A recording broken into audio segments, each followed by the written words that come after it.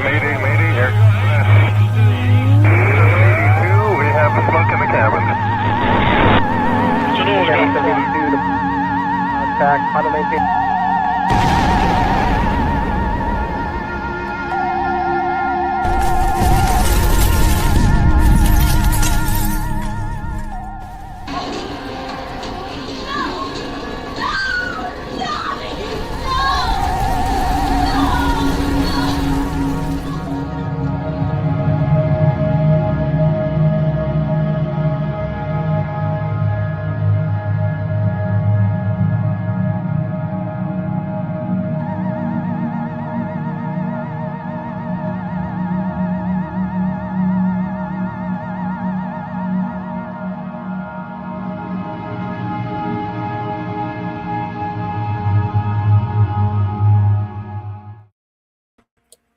Good evening and welcome to the December 2025 transmission of Galactic Terrors, the online reading series that scours the known universe for scary stories, strange tales, weird horror, and all sorts of literary oddities from the most imaginative authors writing in a variety of fascinating genres.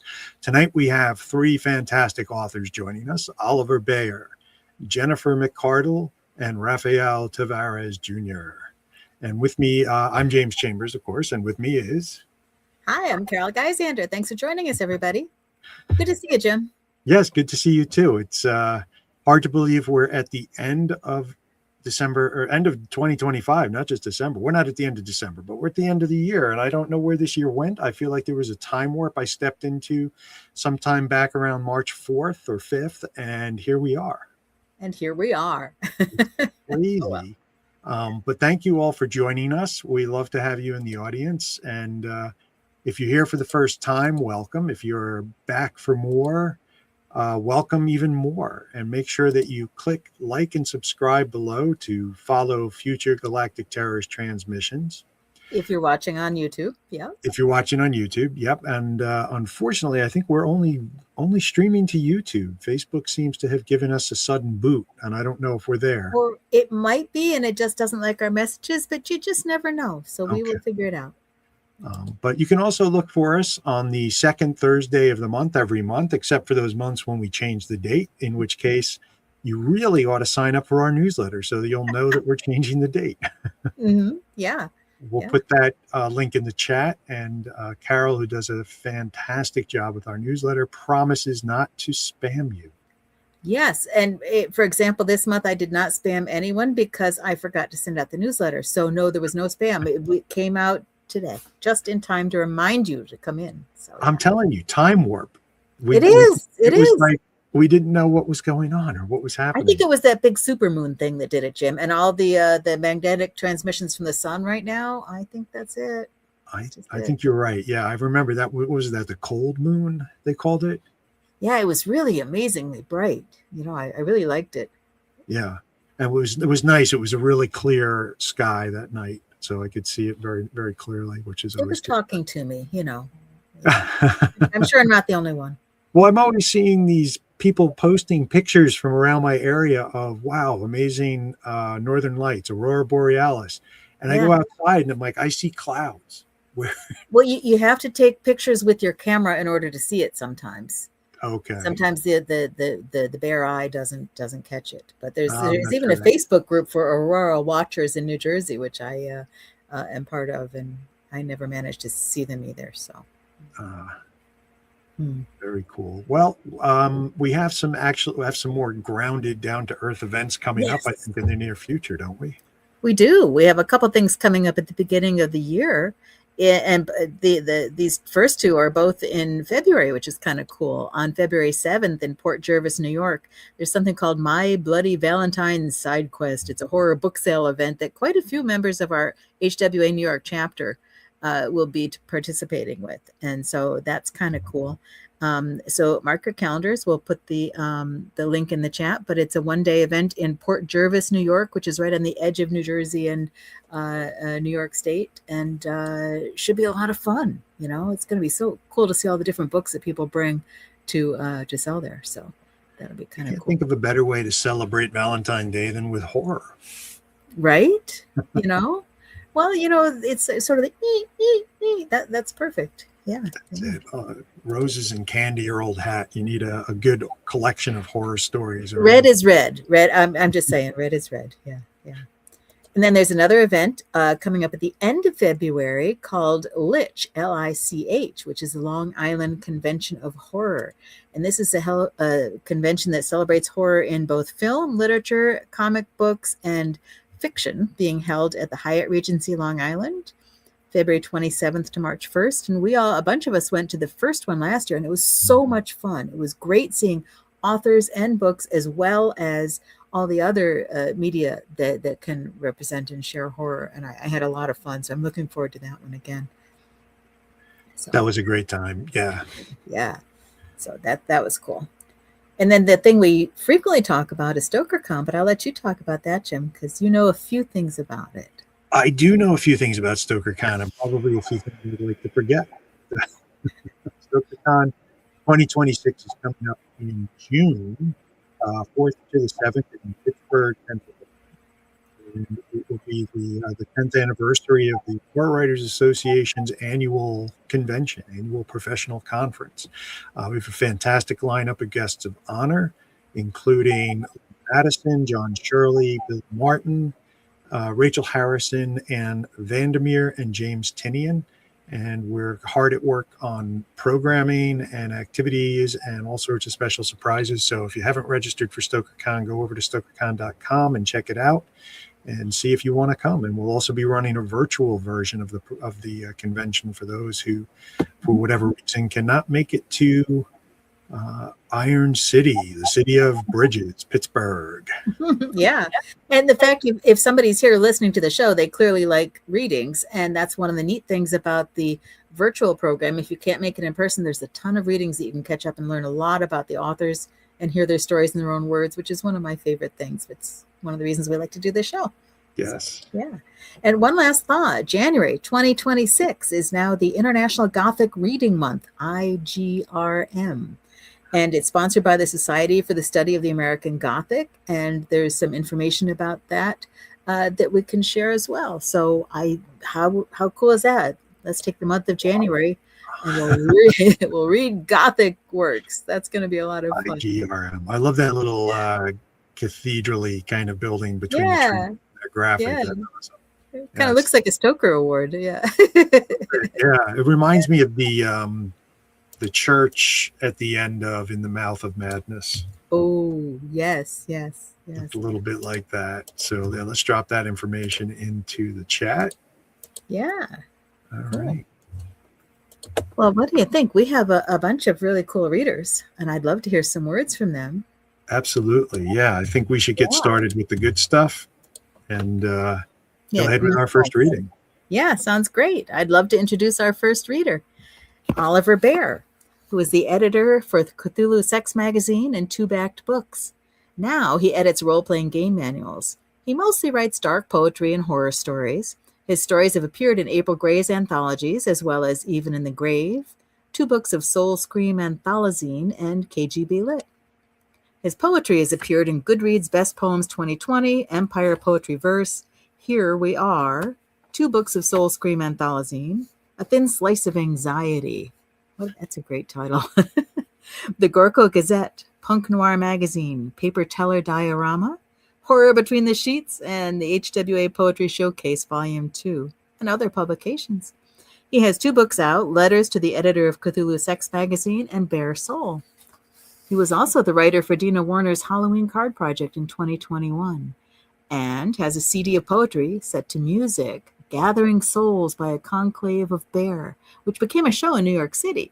He's appeared as an indescribable horror from the depths, and his likeness has appeared on TV and film. He can be found in the virtuality on social media, on Twitter at Obear, and on Facebook as Obear3, and much of his work can be found at tentacularity.wordpress.com. Oliver.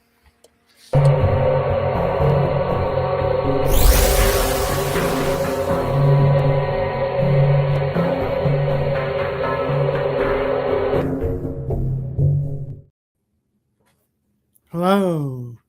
So I'm going to be reading from my story, We Who Serve, which was published in TGB Lit. And it's basically 4 vignettes that kind of put together a story. So we're going to read the second one and possibly the fourth one.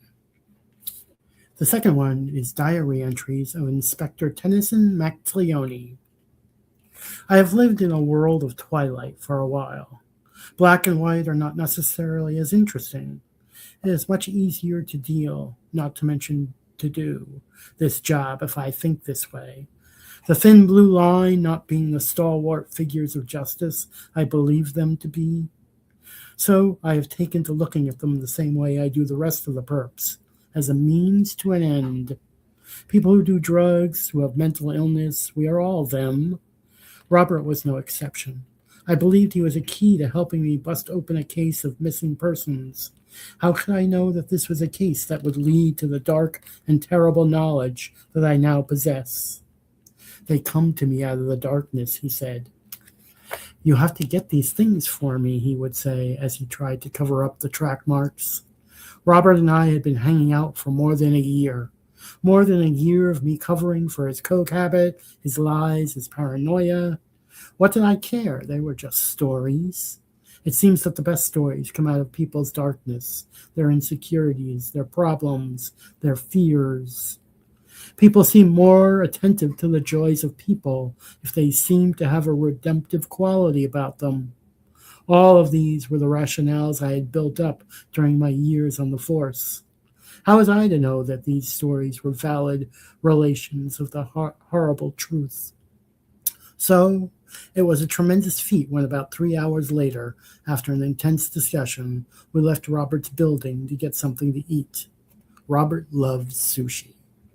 So we went to his favorite place on Avenue A. We sat there while he told me of the entities that stepped out of the darkness to attack him. This is why he started learning the dark arts. A phrase that I was to learn was very apropos.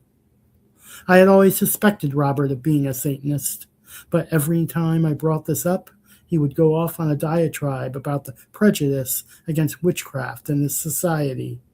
He would lecture about the true practice of witchcraft, its dependence on intent and the difference between white and black magic.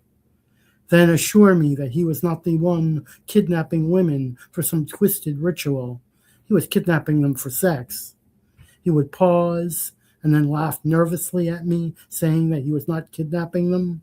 They went with him willingly. He was sure the entities had been sent by someone who knew he had been cheating on his wife. His cheating was rather tame in my book.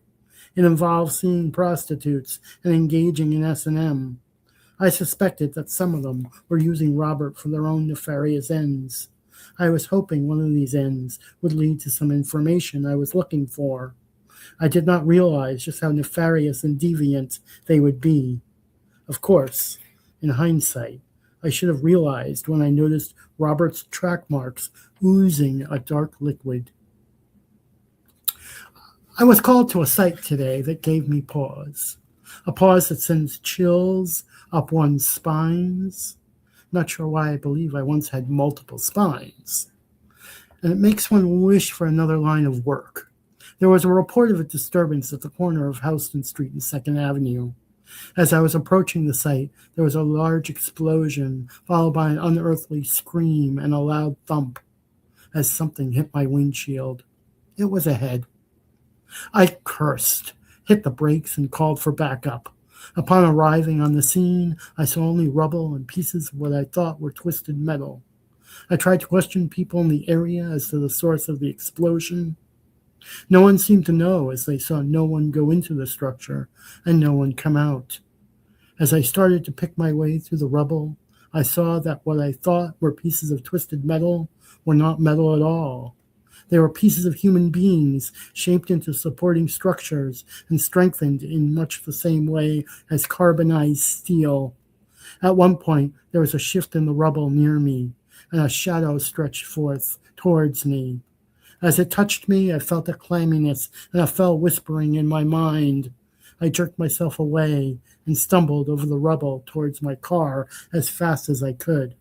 I cannot tell you what horrors it related to me in that moment, but I swear it is still around, looking for a way to make itself whole, looking for something that will complete it, looking for a place that it can hold up until it can enact its terrible revenge. Perhaps I should warn Robert that what he fears is true. Now, this section may be the thing making itself whole. Now, this story was found with a DVD. The footage has been restored after some difficulty, but it is still unclear whether it is documentary or not. If what it portrays is true, there is no hope, for what was dead and banished could have returned already. Then the real darkness shall begin. I believe in darkness, not the warm embrace or the awesome wonder with the pinpricks of light and the living sounds, but the suffocating, drowning helplessness one feels as the blackness engulfs you. It is this I see, droplets of it in every soul I encounter. There is help for them, if they will accept it. There are days that I wish I could blind myself, but this would only result in the other senses alerting me to its presence. It was not always this way. I was taken one night, taken to a twilight-lit room of impossible dimensions. The angles were all wrong, as if there were secret rooms and passageways built into it. The room was waiting for me. A film projected against the wall seemed to be the only light in the room.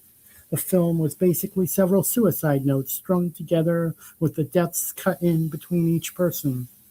Just when it seemed to be over, the film would loop back to the first person speaking, and I was subjected to the whole thing over again. This in itself would not have been so horrible if I did not feel like I was being watched as well. As I attuned myself to the rest of the room beside the film, I noticed other things about my gray world. There was a shuffling, sliding noise behind the wall, followed by a weird slap, or perhaps it was a creak. I could not tell. The bathroom, if one can call the small alcove that, seemed to resonate with a dripping, sloshing sound without any water running. The tile and pipes sweating with condensation, the room warm to my attentions. I walked back to the film. I sat down, and for the first time, I noticed other figures in the background of the film. They were not noticeable at first, being only a face in the window, a shadow on the wall, or a sound in the air. As I studied it, I started to see these people, for that is what I will call them, reaching out to the suicides as they were dying. I thought it was in comfort until I noticed their shadows. At least I thought it was their shadows. As I leaned closer to examine it, I thought I saw them drawing darkness out of them. It was more like strands of ebon liquid were flowing out of them as the shadows slid over the body. The body writhed and twitched in what I can only describe as ecstatic paroxysms. I shifted my gaze to the dead face, expecting to see a look of peace upon it. Instead, they were left with impassive death masks. The room started to bleed into me. They will regret what they have done. I left the room in the company of two people. I could not distinguish their features in the pale light. They were wearing red robes to my white. The red seemed to beckon to me. As we got to the door at the end of the hallway, one of them turned towards me. By the light streaming in through the door, I caught a glimpse of face. It seemed vaguely familiar. As we walked into the area beyond the door, it seemed to open up into a large domed courtyard with a large obsidian block in the center. Its blackness whispered to me seductively. Upon the block, there was a humanoid shape. There were numbers of people dressed in white and red robes standing around it chanting. As we got closer, the robes parted before me, and the chanting swelled in intensity. I was led up to the dais where a young woman lay. There was a rumbling sound as in an approaching storm. It was then I realized that I had not eaten in days. I stepped up to the woman, turned to the people flanking me, and realized where I had seen them before. They were dead ringers for the suicides in the film. At that moment, I know not what happened.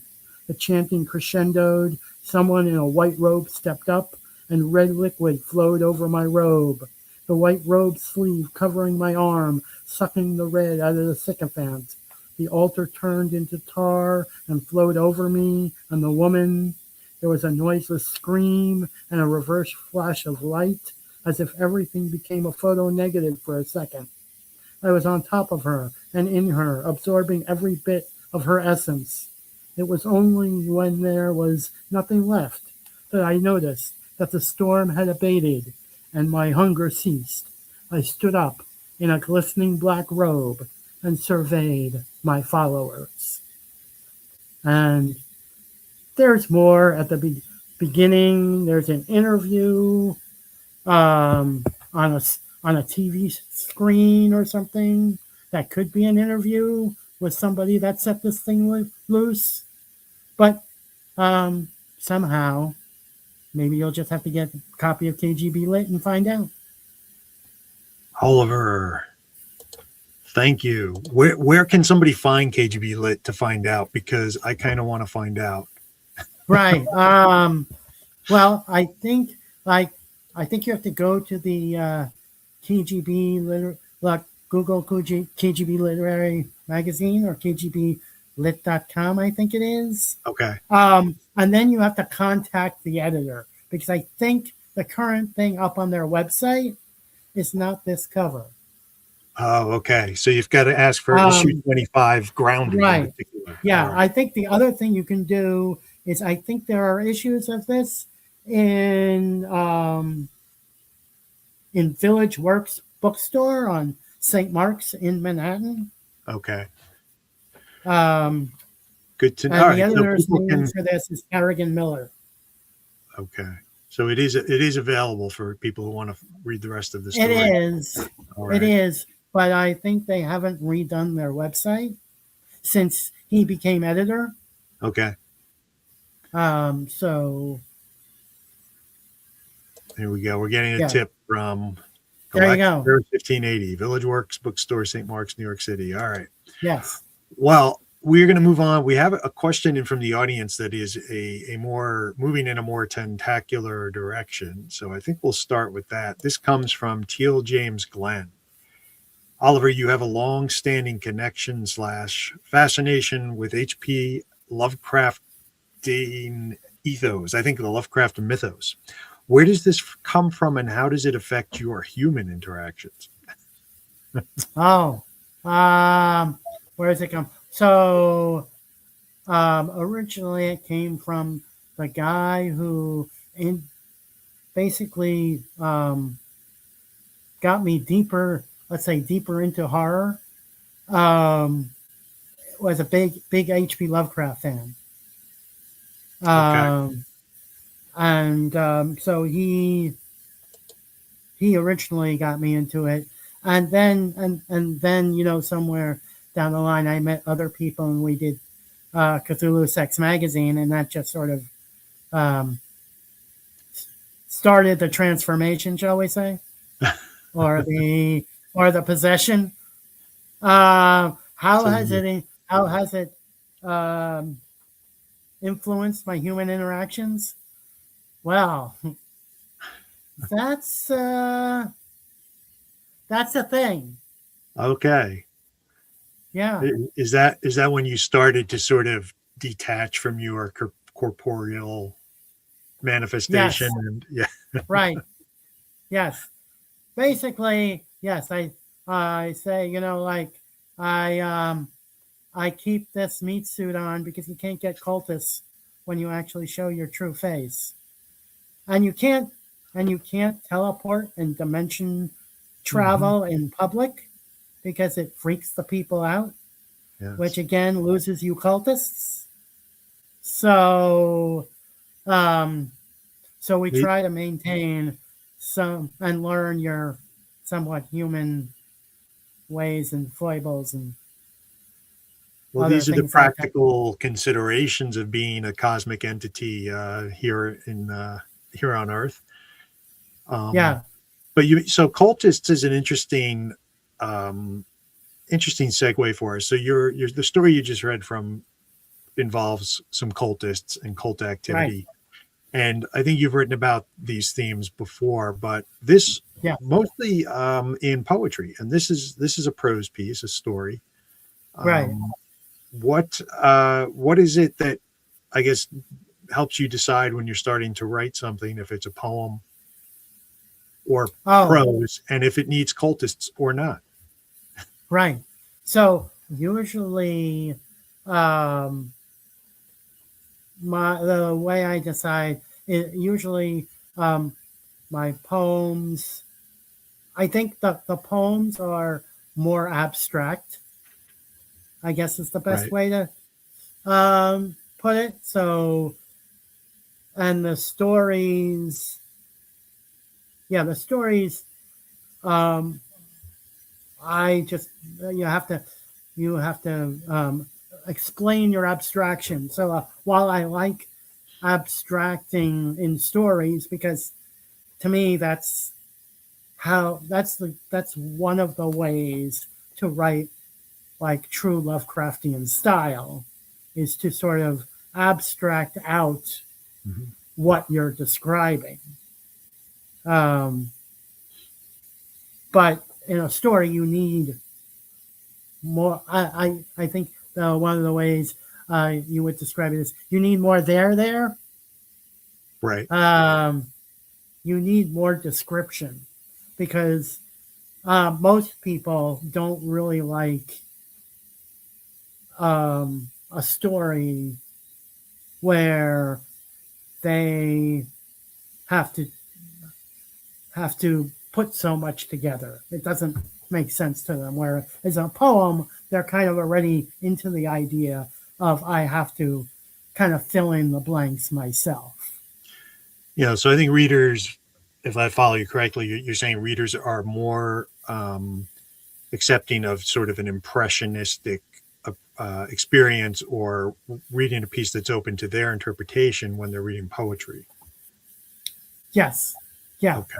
But for a story, Yeah. they like everything, beginning, Right. middle, end. Right. And yeah, and I think that's true. But you do a nice job of walking that line, because your prose stories are evocative and often hint at abstracts that you don't wind up explaining completely. That's part of the horror of it, isn't it? Yes. Well, I think that's part of the horror of it, is that like I think one of the things, to me, one of the sort of genius things behind Lovecraft and his writing was his ability to create fear, or how people react when they are fearful, and put that on the page. And most of the time, how human beings react when they're fearful is a sort of abstracted way of viewing the world. So it's not just madness, it's also a sort of fragmented way of viewing the world, because one of the big things that happens with human beings when they're fearful is they get tunnel vision. Yeah. So and then they get very focused on particular things. So their way of going about in the world is, you could say, not a full view of the world as it is. So I think like when I tell a story, I'm glad that the abstraction is not as distracting, Mm-hmm. and that it does come across in a more, I guess, fuller way. Yeah, I think that's a great observation. When you're in a state of intense anxiety or fear, or your fight or flight reflex has really kicked in, certain things become crystal clear and immediate, and you're totally focused on them, and everything else just kind of doesn't exist until you come out of that mode. And it is a Right. fragmentation. um, so that's interesting that you're translating that into your fiction. Yeah. I mean, I think that's that's what I try to do. I mean, I'm also a big fan of, I guess, open endings, or Ambiguity. I think of them, yeah, I think of them as non-endings, Yeah. because again, my idea is when you're in that state, if you're in a state of constant anxiety or constant fear, um, it is never ending. So, but for a story or even a poem, like you, you, even the reader wants it to end. Um, Yeah. but there is no ending, especially if you're writing from the character's point of view. Yeah, if they've had that experience or that brush with sort of cosmic horror or some greater truth about just how meaningless they are in the grand scheme of things, then Right. yeah, it's not it's not an effect you can get past. It's sort of permanent. Right. Exactly. So, Yeah. like to me, to end the story is not really in keeping with, I guess, the style or the Oh, situation. I think that the character that you're talking about is in, because to them it doesn't end. now let me ask you another question, changing subjects just a bit, because you mentioned in your bio Cthulhu Sex Magazine, and Right. your book cover that we featured is the letters to Cthulhu Sex Magazine, and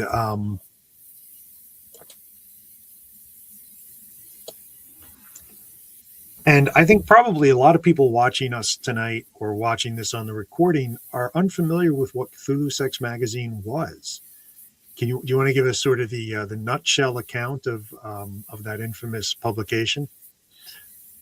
Okay. Well, the nutshell account, of which Jim has never recovered from, um, was it was a magazine of poetry, prose, and artwork that was, we said, inspired by H.P. Lovecraft, and one of the ideas was to try to get people to write things that we thought H.P. Lovecraft himself would never write. So, in other words, writing in his style, but then, like he would never write about sex. The Right. closest he ever came to sex was Call of Cthulhu with the cultists in the swamp. And even then, he just managed to change it into basically a, you know, um, a racist orgy. I think he referred to it as an orgy, but he wouldn't describe it any more than that, because for that early 20th century New Englander that he was, um, that would be anathema. Yeah. Yeah. And I mean, it lasted how many issues altogether? Do Yeah. you remember offhand? Am I putting you on the spot to count? So yeah. So as you know, we had some great luck with the magazine. We had a lot of great people who were big at the time, or maybe have become somewhat known. Yeah. Um, I think we even published something by young a young man who was doing comic books and other things, who looked very similar to you, but younger.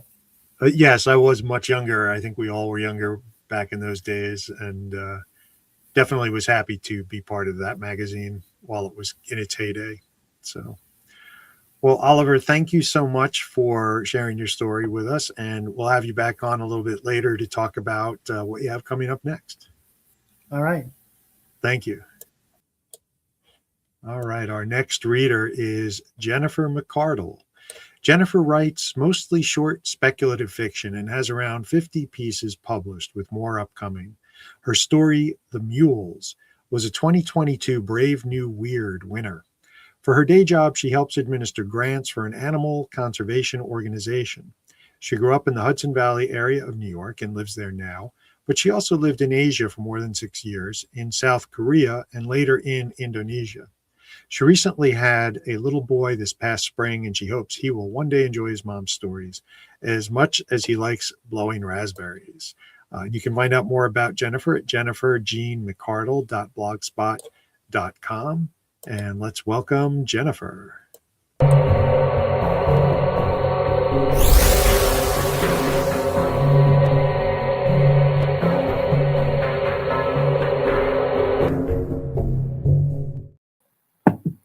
Hi, good evening. I'm going to be reading from my story, Westward I Reach, which appeared in Baubles from Bones issue 6, fall 2025.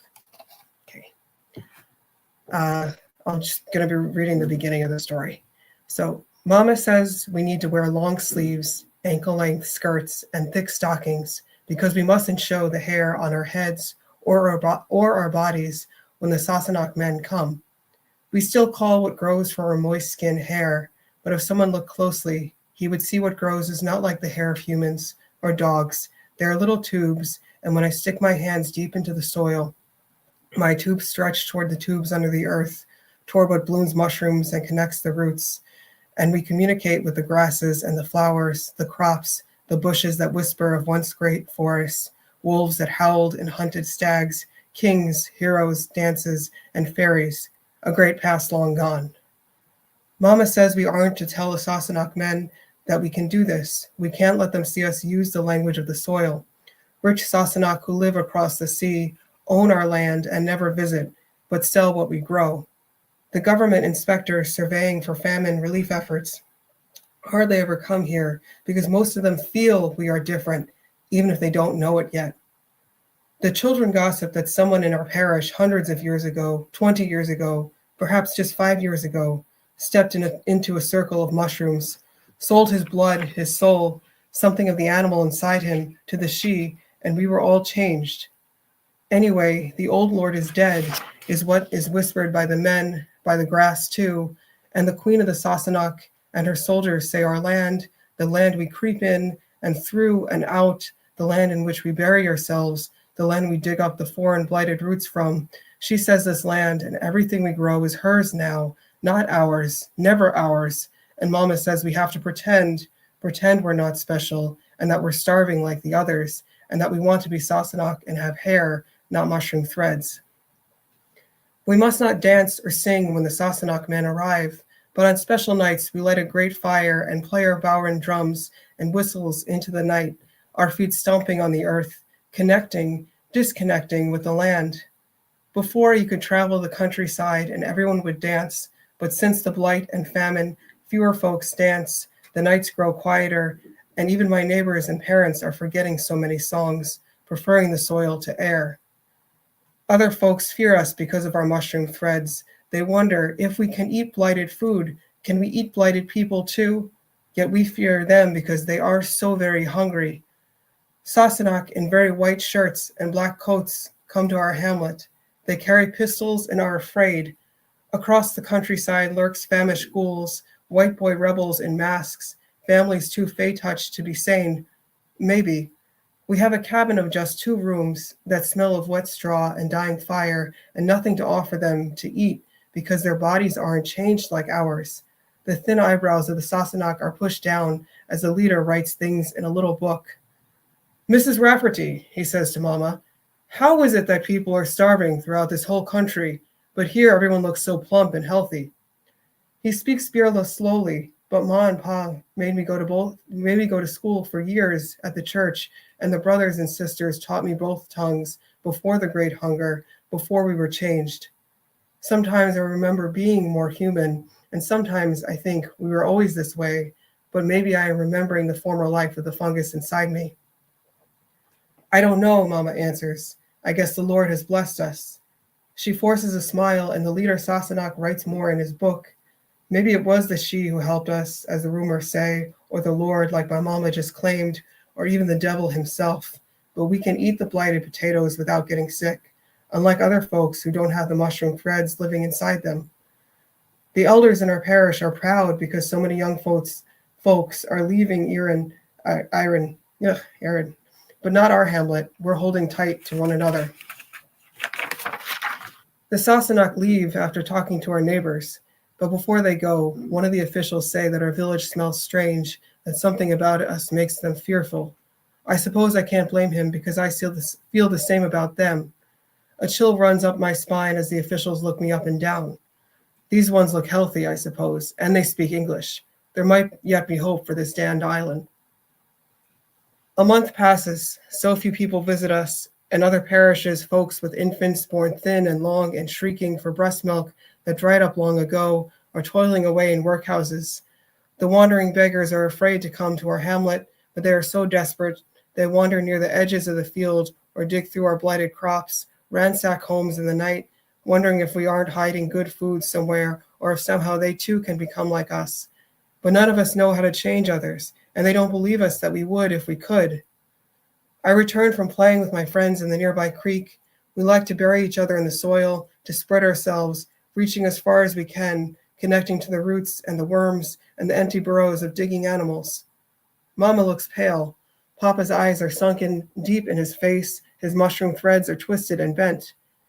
They want to take you away, Bridget. Who? I ask, my tongue feeling heavy in my mouth. We don't usually speak aloud anymore, just communicate through the threads.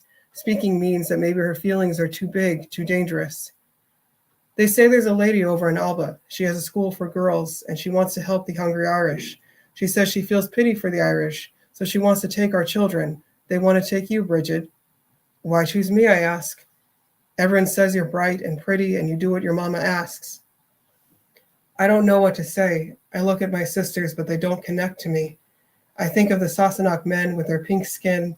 My neighbors, the other little girls, have skin with a yellow-green undertone, but my skin remains almost as pink as the Sassenach men's. If someone stares too deeply into our eyes, they will see things twisting and moving, ready for grasping, but I look away when spoken to. Compared to the other children, I appear more normal. Must I go? Mama gets up and sweeps, although the floor of our tiny cabin will never be clean. I repeat my question. If the Sassenach knew what we've become, they'd burn us like they used to burn their witches. You don't have to go, but... My father responds and rubs the temples in his head. He moves more quickly than usual, less steady and patient like the mushroom threads. The seriousness of our situation has blanched the magic from his blood. You think if you go, you will appease them for a while, my oldest sister crosses her arms. And maybe once you leave here, you'll change back. Other Iraq folks are begging to leave. They've nothing to eat. They'd swim to America if they could. And you've got the chance to study for free at some fancy school in Alba. They'd think we were cruel or mad to keep you here. I had forgotten the sound of her voice. It scrapes the inside of her throat, and her yellowed eyes glow from her dark corner of the room. We cannot make her depart, Mama says suddenly. She carries us with her. What happens if she leaves? She sits down. Bridget is lucky enough to go to Alba, not as far as Australia or New York. My sister takes my hand, and we connect. You will leave or you will destroy us, is what she tells me with her whole self. The Englishmen, if I'm to live with them, I should call them as they want to be called, come to take me. We will go by carriage to Dublin, and I am desperately sad but excited because Mama and Papa haven't taken us out of our hamlet in months, not since our dresses and scarves were torn by the hungry in the nearby town because they saw our fat, round arms and thought we had something to give them. They followed us first with hollowed eyes, then shambling steps, begging in two tongues because if we could eat, we were likely rich, because perhaps English or simply fashioning ourselves to be. They smelled of rot, of diarrhea, of sicknesses too foul to name, and the fungus inside me thought that maybe they were food, but we did not, and Mama says we won't ever eat human flesh because we may be different, but we're still good souls. From our carriage, I watch lines of the poor in the distance, waiting, huddling with children, unable to keep their eyes open, wailing for the government men to give them food, trying to prove they are both desperate and dignified enough to deserve charity. On the roads, men and women slap stones with rusted hammers, attempting to earn their relief as their naked skin fries in the weak sunlight. The hungriest and most naked are wandering like dying bees at the end of summer, buzzing in circles, their homes destroyed by their landlord, and no one willing to care for walking corpses. Their hunger has made them too tired. We do not fear violence, not from them, but there are other men fueled by spite, hiding in the hills of the countryside, ready to devour the helpless. Lazy wretches, Mr. Bradford, the Englishman who collected me, does not move his hand from the holster of his pistol. Are your parents still Pope worshippers? He speaks directly to me for the first time, as though the conversation with a child is finally preferable to dwelling on the wretchedness of the countryside. Not anymore, I answer. Mr. Bradford smiles. He thinks I mean to say they have become some other kind of Christian, an English type of Christian. But really, my parents pray to the land, the things older than names, because that's who had answered us.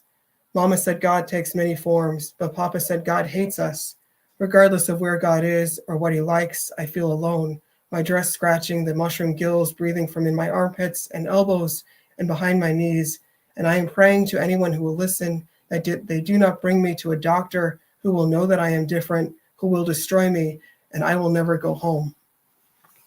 Okay, that's it. Ooh, very cool. I enjoyed that a lot. You may remember I was able to edit an anthology of mushroom horror, and I love this topic because it's so amazing the way they connect. And you've got that right, starting us out right at the beginning of the story. They're connecting on the ground, they're communicating. Oh, wonderfully creepy. Yeah. Yeah, I remember seeing the call for the mushroom stories, and unfortunately, I think I thought of this story after that call had already ended. I think at the time I was like, oh, I love that idea, but I couldn't think of anything in time. Yes, and time that happens to me too. Is that you think it's like you think of it's like when I think of what to say to somebody after I've left the room. It's the same thing. Yeah. It's funny how our brains go. Yeah.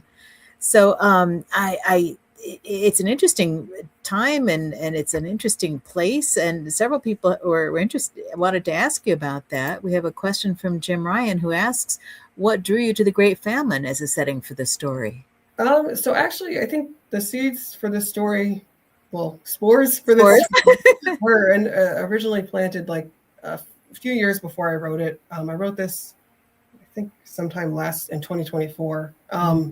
But I want to say in 2021, or I visited Ireland. I visited as a teenager, but I visited again. And I went to the Immigration Museum in Dublin. And I remember walking into one of the maps, and the map had these like little thin blue lines showing all the places that people left Ireland to go to and where they settled around the world. And at the time, I was reading on the plane a nonfiction book about fungus. It's by Merlin Sheldrake. It's like the really popular one. Yes. It's on my shelf over there. Yeah. This Entangled Life, I think that's, and so I think when I was seeing in the museum those like little blue lines, it remind me of like the little lines. Yes. The mycelia, yeah. So that's why it always stuck in my head. And I had seen a call for stories. They wanted stories set in the Industrial Revolution time, so in the 1800s. But they wanted it as somewhere in the British Empire that were in the Industrial Revolution. And so because that's what I thought of, and so I drafted this story for that call, but they had rejected it. So it happens all the time. But it ended up eventually landing in Bowels from Bones. So, yeah. Oh, that's cool. That's cool. Well, this is a slightly similar but slightly different question from Teal, who wants to know, was there a particular Celtic legend or myth that inspired the tale of the famine? Or did you just draw from the historical? No, I looked. I did read. I did want to sit down and like really read into the history of the famine a bit more, because I know we had learned a little bit about it in school, and obviously I knew it from traveling, and they talked about it a bit, and I know some of my dad's side of the family had, actually, I don't know, I think they all came after the famine, but so I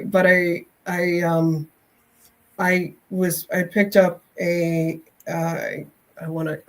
do want to remember I can't remember the exact title of the book, but it was a historical book that really went into the details of actually life during the famine and all the government policies and how the government policies at the time had exacerbated the famine and made it worse, and all the hypocrisy and the propaganda around the famine and what they were doing for the poor that wasn't actually helping the poor. And it went through all those different levels. But it also talked a little bit about the history of Ireland and how a lot of the natural plants and animals that had been in Ireland had died off by the time of the famine because the land had been so overused. So Ireland used to have a ton of wolves in it, but they had all died off by the famine times. And Ireland used to have these huge forests, but they had all been cut down.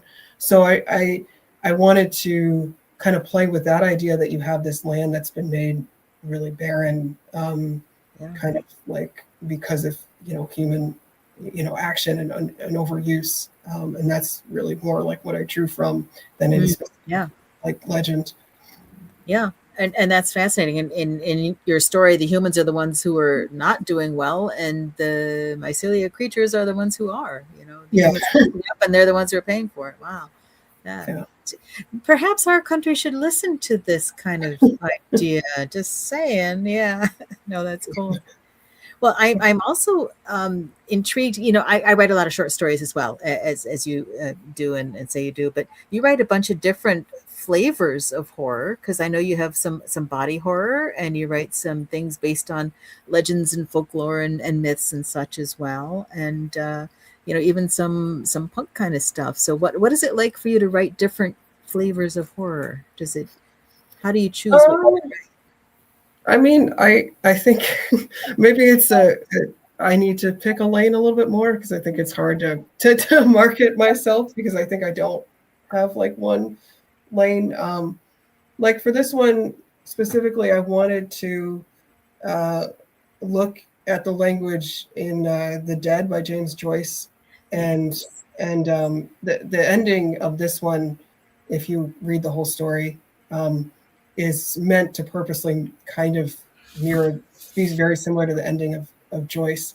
This is The Dead, which is one of the last story in The Dubliners, which is his book of short stories. So I think with this one, the prose, I really wanted it to be in a certain style, but it's kind of hard because other things I write, I want to get the prose a little more surreal, but I can't. But it worked for this one. Yeah. So I don't know, that it's just kind of, I think I'm the type of person that gets very hyper fascinated by something for a period of time, and then I kind of let it go, for better or worse. So I think that's why I'll kind of dip into different styles, so. Well, I understand doing a deep dive on something because, so many things are fascinating, and then you learn a lot from it. And then after a while, the brain says, I'm a little full of you. Yeah. Moves on. So I think, so I think why I might try different styles is just because that's what my brain has decided to hyper focus on. Yeah. For that particular, yeah. And I also happen to know that you put together an anthology of your own, the Escalators. Is it Escalators to Hell? Right? Was that the name of it? Yes. Yes. And I thought that was such a clever idea with shopping mall horror. So I read a number of those stories, and it was really creepy thinking of the zombies walking around in the shopping mall and things like that. So we actually didn't get too many zombie stories, surprisingly, because I would have thought we would have gotten more, given the shambling shoppers. Yeah. Yeah, we got and a lot of the slush was abandoned malls, actually. So that's what had the zeitgeist that had captured the slush pile. So yeah. So, but yeah, that was I was approached by Mike. Why is his name? I do know his name. You're on the spot, so you can't think of the name. Yes, Yes, and I do know him well because I worked with him. But you'll think of it as soon as we stop talking. I know. So he approached me, the owner of From Beyond Press, and I had read Slush for him for his bug anthology. Wow. Well, that's a huge time investment. Yeah, I know. Yeah. Yeah. So, actually, we did the whole slush pile ourselves for the mall antho. It was just the two of us, so it ended up being like 250 stories or so. So it wasn't too bad, but Yeah. It's only like 10 books worth of stories, come on. yeah. Yeah. But cool. Yeah, No, that's really fun. Yeah. Yeah. I enjoy doing both things, and it brings a different part of our brain to bear, doesn't it? Yeah. Yeah. Well, we have a nice comment here.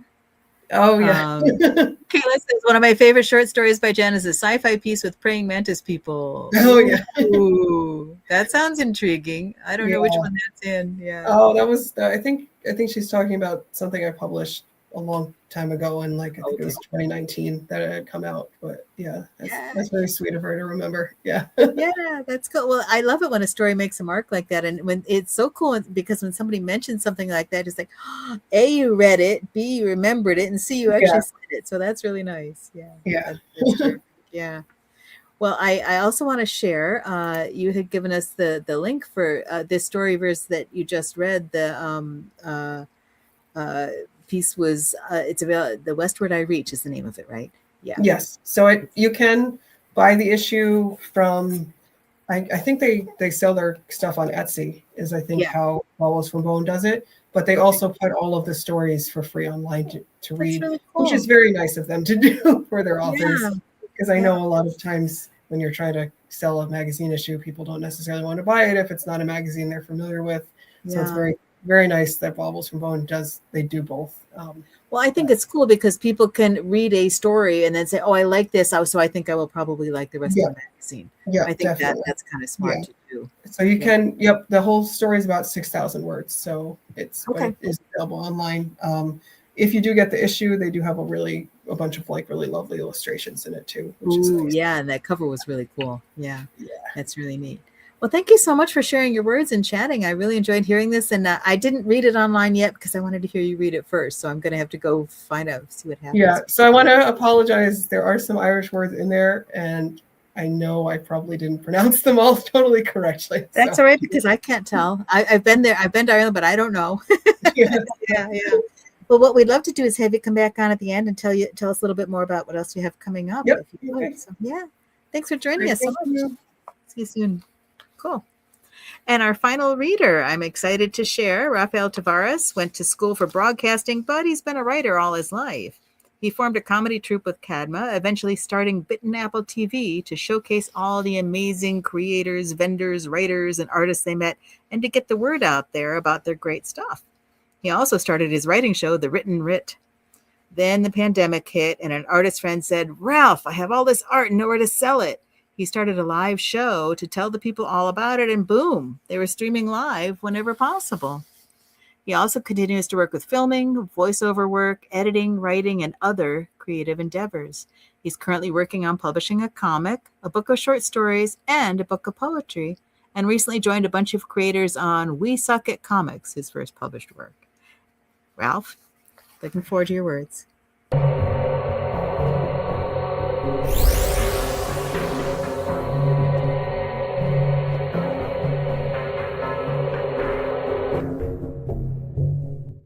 Well, hello there, Apple Bites. This is your Apple Bite Written Writ Ralph talking to you.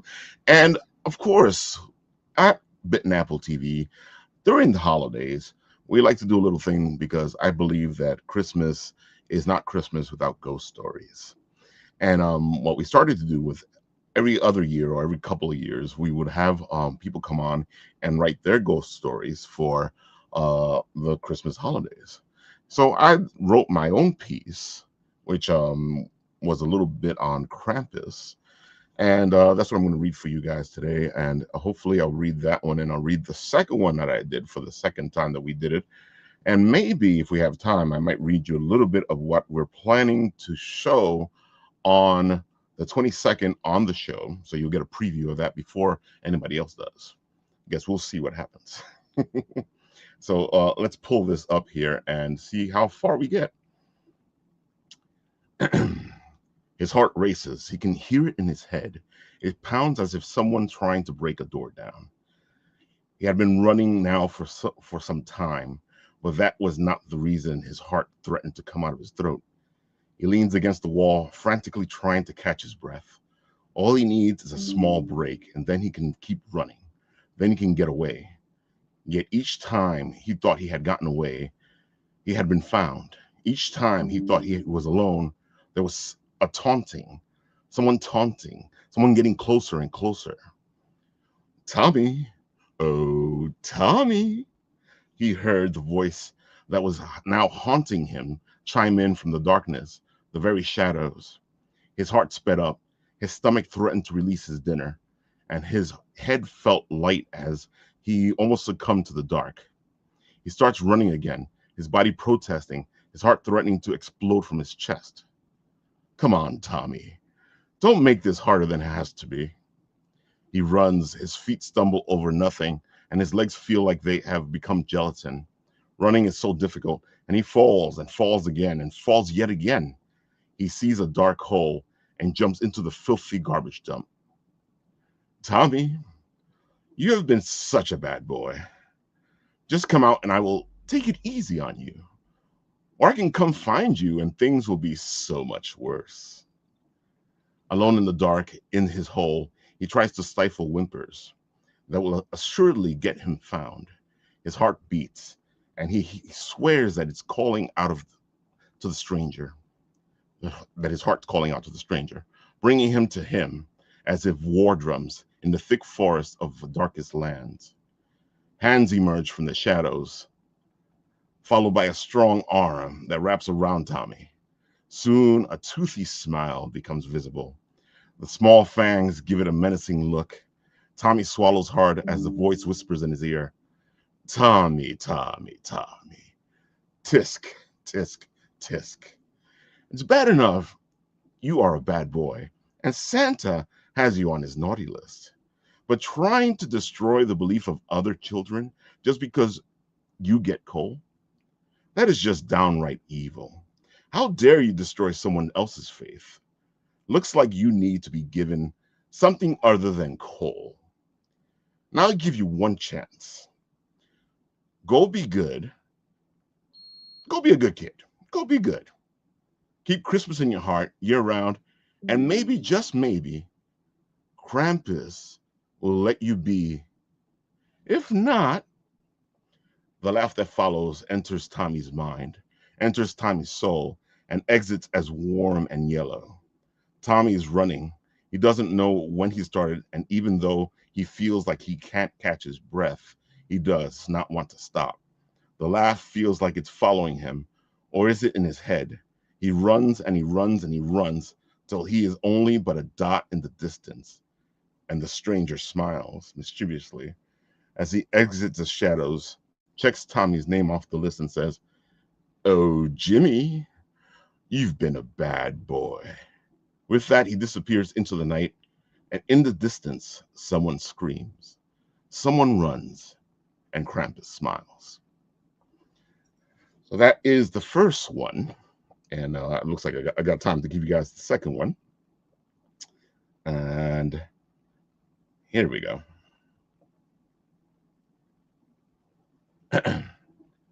Once upon a Christmas season, a man stood outside decorated building.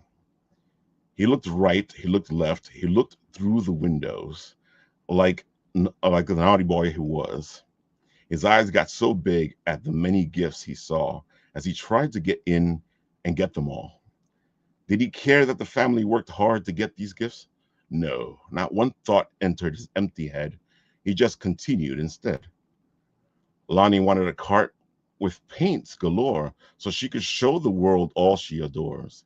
Caleb a pad with a lovely writing pen so he could share his stories of adventure and great treasure.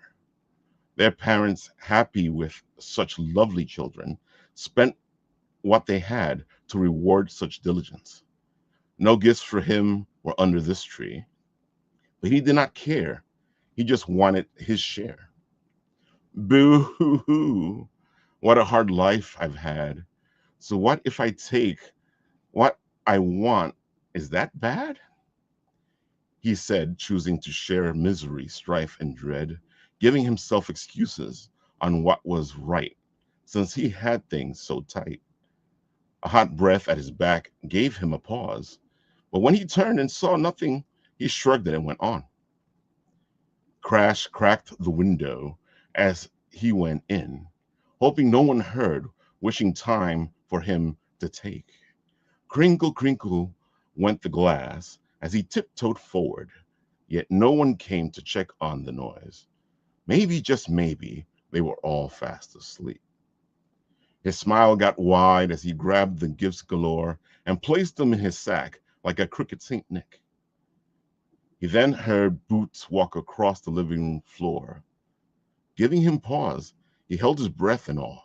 Yet upon turning left, he saw not a thing. No one was there. It was just quiet and dead. Onward and onward, toy after toy, even the cart with the pad for the art. A mighty crack-a-boom echoed through the room. Startled, he turned to face what he thought was certain doom. Yet nothing was there but the burning, crackling flame dancing so gracefully in the fireplace. But when he turned to grab his booty, the bag was empty, and all the gifts were under the tree.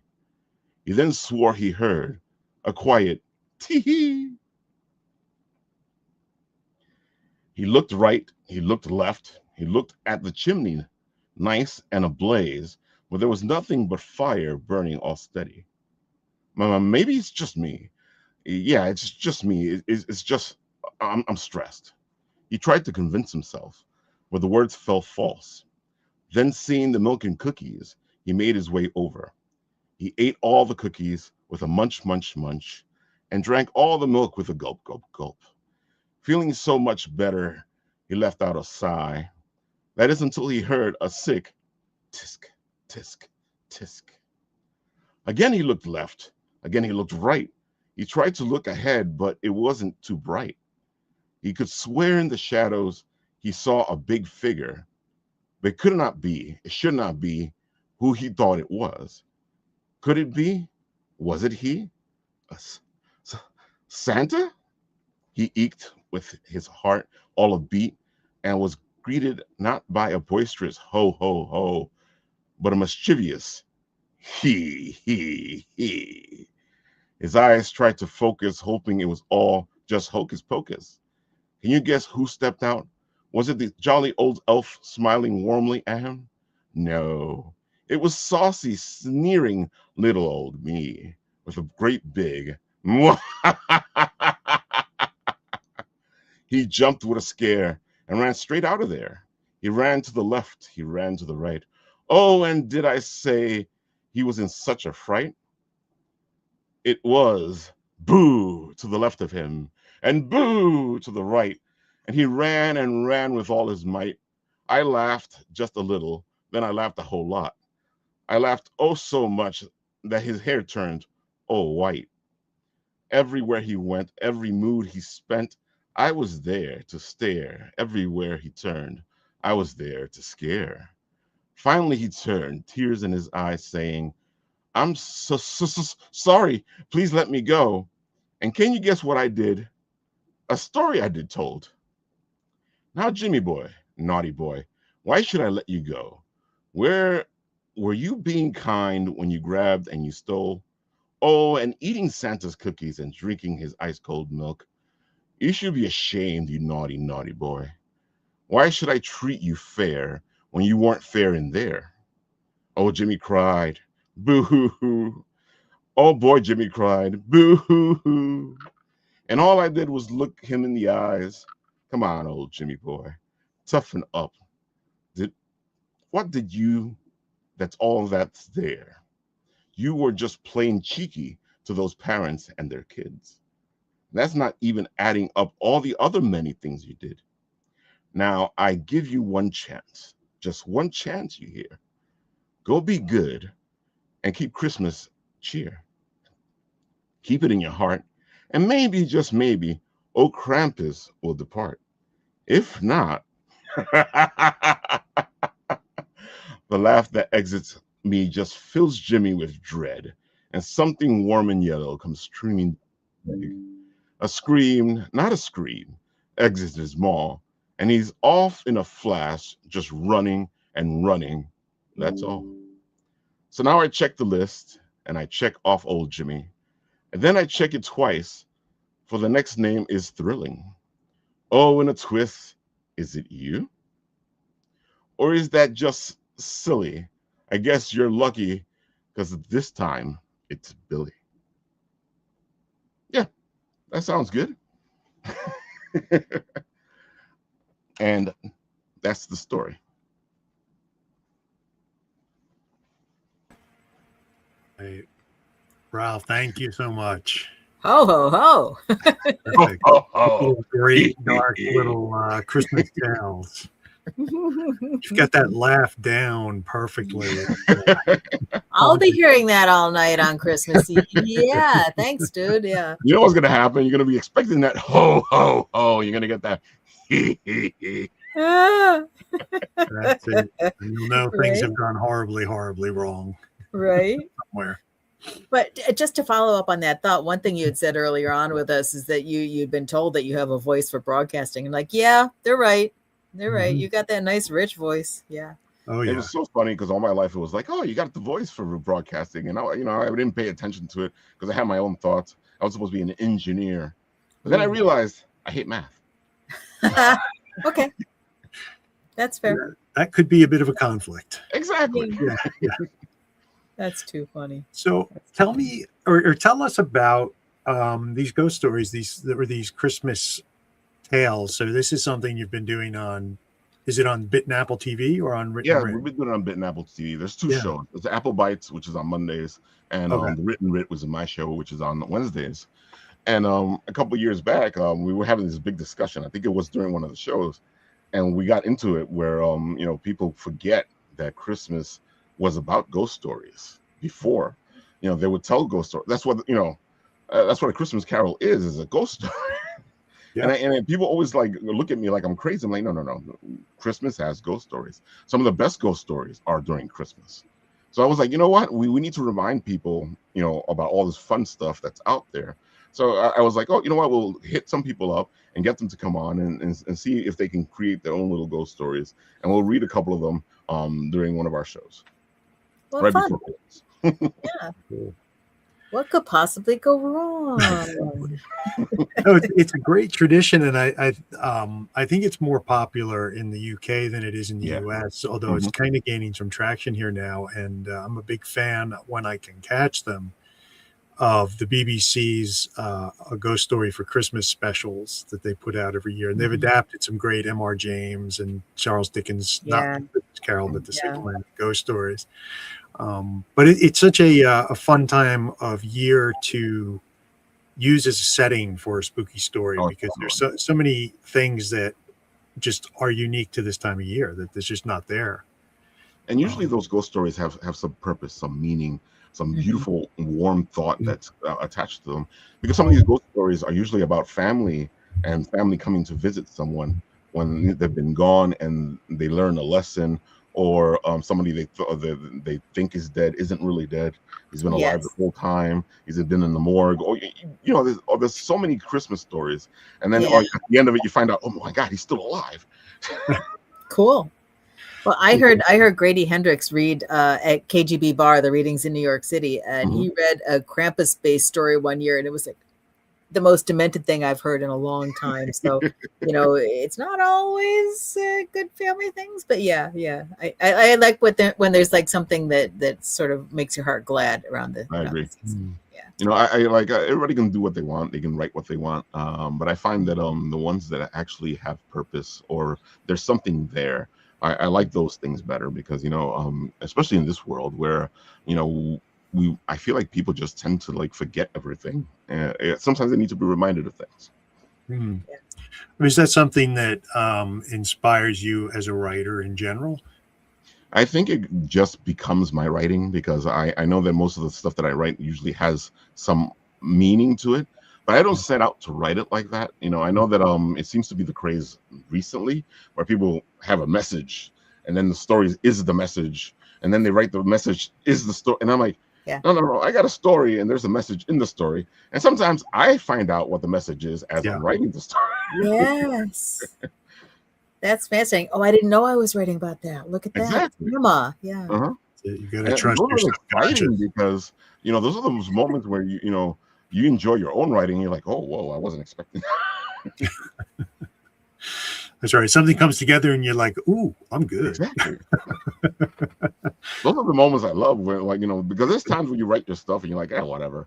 And then there's times where you write your stuff, you're like, oh my God. And that's why, you have to write a lot. Yeah. Wasn't it Ray Bradbury said, write a story a week, Yeah. for a year, and you will write at least one good story, Yeah. So It's true. And that's one of the reasons why I started the Written Writ was because, I figured out as I was taking this journey to become a better writer that, it's a journey to become a better writer, because you read the books, you read all the books about how to write. And I feel like there's a gap left at the end of you reading all the books. And that gap is that they don't really, they kind of explain it, but they don't really tell you that you have to take now this journey and become the writer you're supposed to be. But, and they kind of explain it, but they kind of don't. So you don't really know. And you finish at the end of all that and you go, what do I do next? And the whole thing is that you're supposed to write. You're supposed to take the journey. You're supposed to do all this stuff to become the writer you're supposed to be. And then most people get like stuck because they won't write. And I'm like, dude, if you don't write, you can't get better. Right. It's one of those, irrevocable rules of writing is if you don't write, you can't be a writer. Yeah. And then, it's the funny with the definition on writing, because a lot of people then they get stuck in that definition too. And then they'll be like, oh, Ralph, but I just do this. I'm like, yeah, you're right. You're a writer. There's other levels of writing, Sure. So you reach those levels as you go up, but as soon as you're a writer, don't get into your own head, because then you won't become anything else. Don't you can talk always yourself level out it of up. it. Yeah. Now when you have all sorts of guests, creative guests on your show, and you talk about, like you're saying, writing in so many different modes and mediums. What is it that makes you interested in talking to people that are doing different things, or creative people in general? I find that I'm very curious. Any conversation I'm in, as I'm talking to you, there's like 10,000 questions happening in the back of my head, and I need those questions answered. And I also love the creative process. I love writing, and I love everything that comes with it. I love making movies. I love all that creative stuff is just amazing to me. And I feel like a lot of it tends to stay hidden behind the scenes, or people try to put these walls up instead of trying to do what they want to do, what they love. They because I did it I studied broadcasting. Then for 10 years I didn't do anything with it. I had all this stuff. It's like, oh, look, I'm making money. What does it matter? Then a friend told me, it was like, dude, you got your broadcasting degree. You can do something with it. And I was like, well, that was 10 years ago. And I was like, yeah, but you're still creative. You're still writing. You haven't stopped doing any of that. So just take the next step.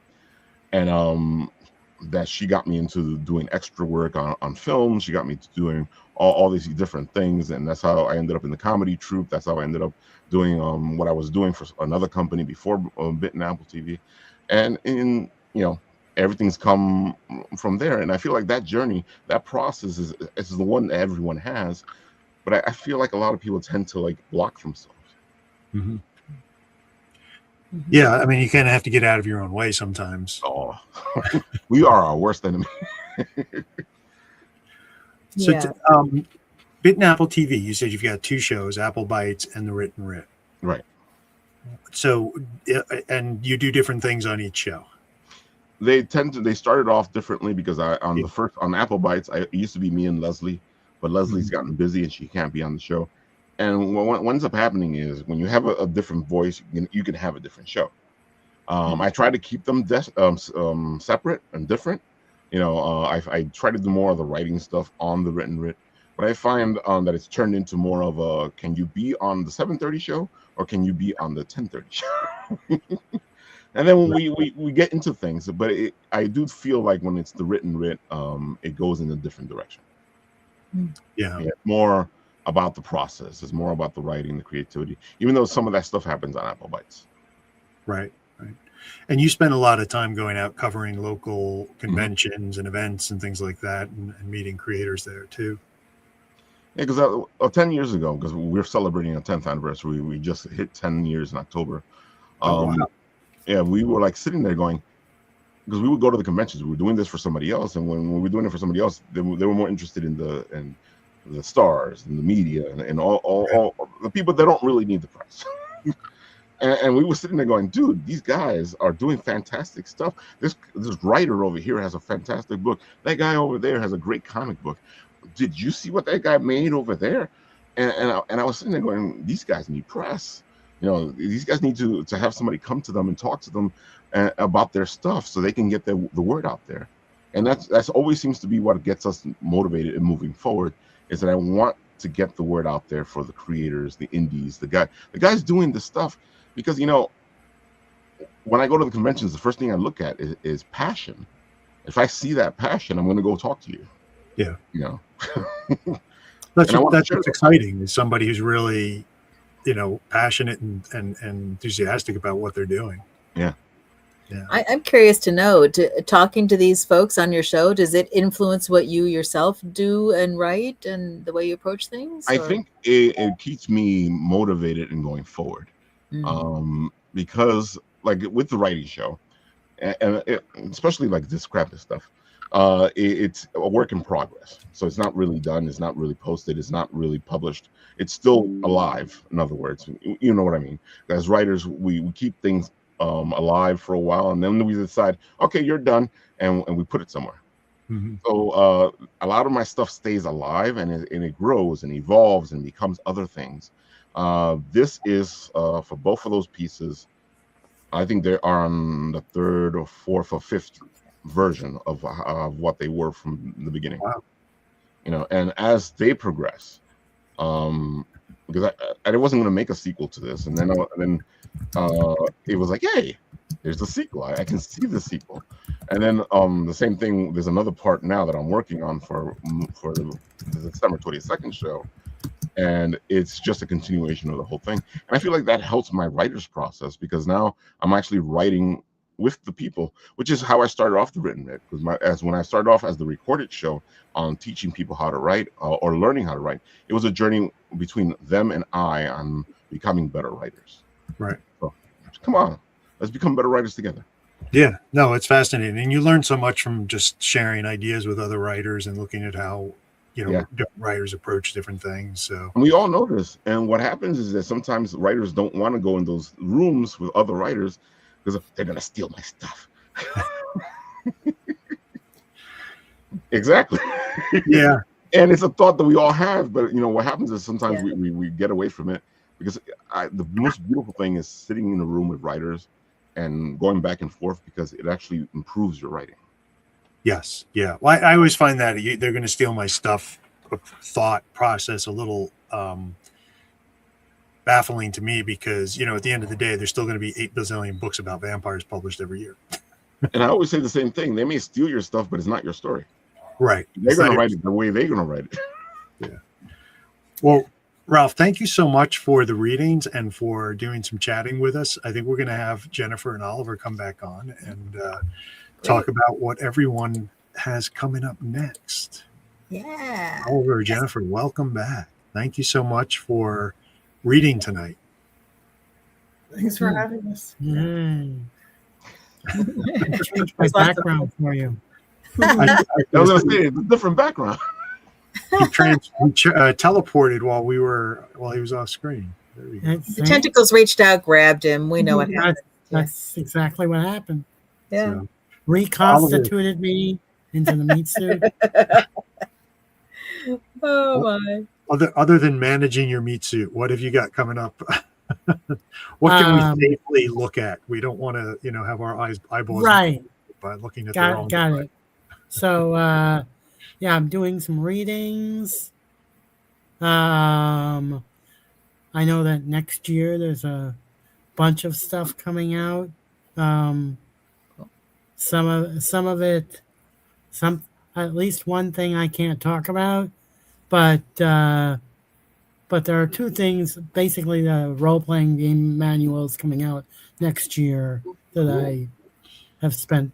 I at least spent the last couple of years editing and helping people put together. So, Cool. yeah. So, Yeah. and then I can finally talk about that because that's a licensed product thing. So, Right. but Right. there are other things coming out next year. Exciting. Yeah, and I'm sure other things will be happening. But yes.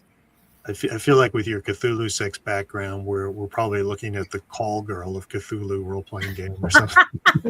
Call Girl of Cthulhu. That's an excellent There you idea, go. Jim. Yeah, somebody's got to take Yeah. that one and run with it. Yeah. Oh, Mhm. awesome. Jennifer, how about you? What's next?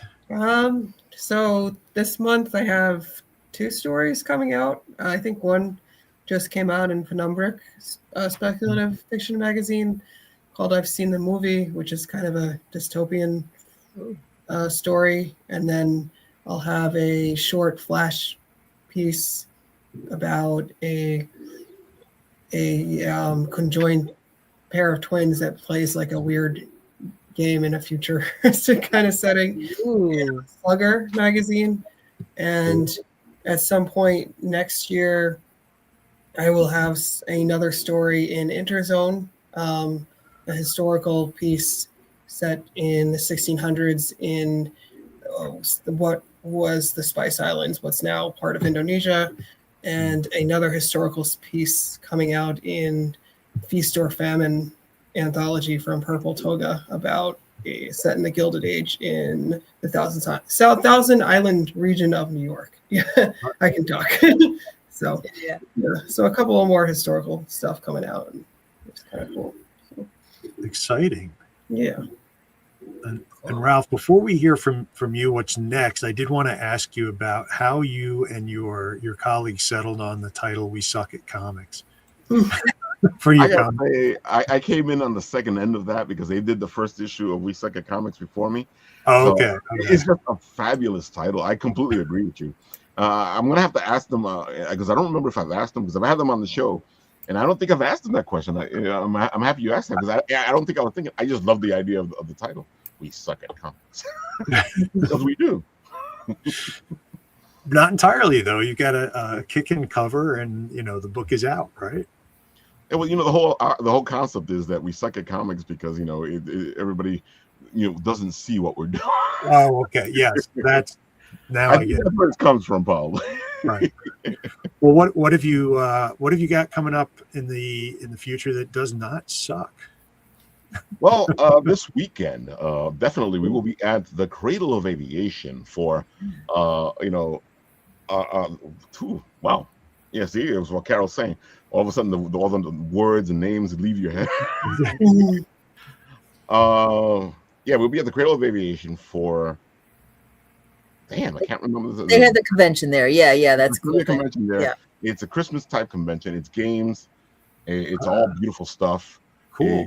We're gonna be there, hanging out, doing interviews, doing all the good stuff. So if you go to the Cradle of the Aviation this weekend, come say hi, come check us out. And if you want to see what I write or how I write, check out my Vocal, because on Vocal I've been writing some stuff. I've also been sharing my knowledge on writing on Vocal itself.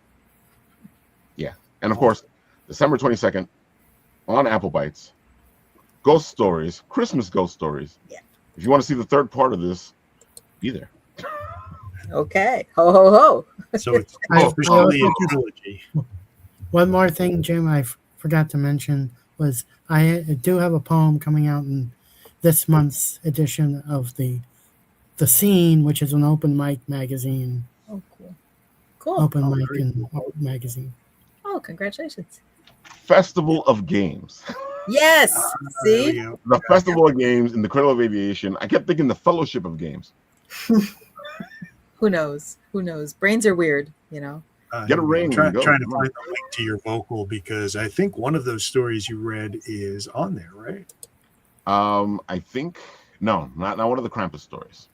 But No, you okay. did read one of my ghost stories. Yeah. Yes. So I'm going to throw that link in the chat. So if you want another ghost story from Ralph, you can check it out there. Yeah. I like ghost stories. Yeah. Very cool. Very cool. All Jim, right. how about you? What do you have coming up?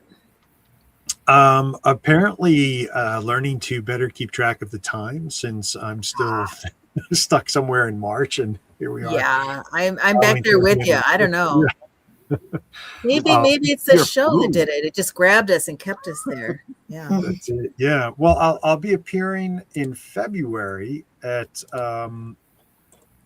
my Bloody Valentine side quest horror book sale and event that you spoke about earlier. Yeah. Right. I'll be As checking will I. that out, Yeah. hanging out there. Yep. I'll see you and quite a few other local horror authors, and then I'll be at Lich in the end of February, so which I think you'll be there too. And As will I. So we're just saving time here. Yeah. Yeah. yeah. That's it. Other than that, I got a bunch of stuff I'm hoping I'll be able to announce in the first half of next year. Cool. And I just myself I don't have anything specific coming out immediately, but I just finished edits on a big book which has been torturing me for a good long while. That's very cool. And we can also say, mark your calendar for our next Galactic Terrors event, which is coming up on the second Thursday in January 8th at 8 o'clock as usual. And it's a special year-end wrap-up session about looking back at the year in horror for 2025. And Yes. we've got, a bunch of great folks in there. Quite a crew to come on and talk horror for the past year. And it's been an interesting year in horror, so I'm expecting some curveballs and some heated debates. Yes. I think it will at least have some discussion about Frankenstein, because Frankenstein is so big these days, you know. Yeah. Did you guys see the movie? Yeah. Actually, not yet. But Okay. I've been hearing a lot of good things about it. I think you should check it out. Definitely worth a viewing. I won't say anything else. I don't like to. I like Guillermo del Toro, so. Okay, that's good enough for me. Yeah, cool. Well, this has been so much fun. We had such very different pieces, but they were all quite interesting and engaging. And it was really neat to hear you guys read them in your own voice, because now whenever I read your work going forward, I will hear it with your voice in my head, which is a little scary. Especially when you get to that piece in Ralph's story where there's a laugh. He. There we go. Oh, that's awesome. Wow. Well, cool. Yeah. Well, thanks so much for joining us, everybody. This has been a lot of fun. Thank you. And thanks to our audience for tuning in. And everyone, best wishes for the rest of 2025. And we'll see you in the next year. See you next year. It's my favorite joke of the year. Thank you. Thanks all. Thank you.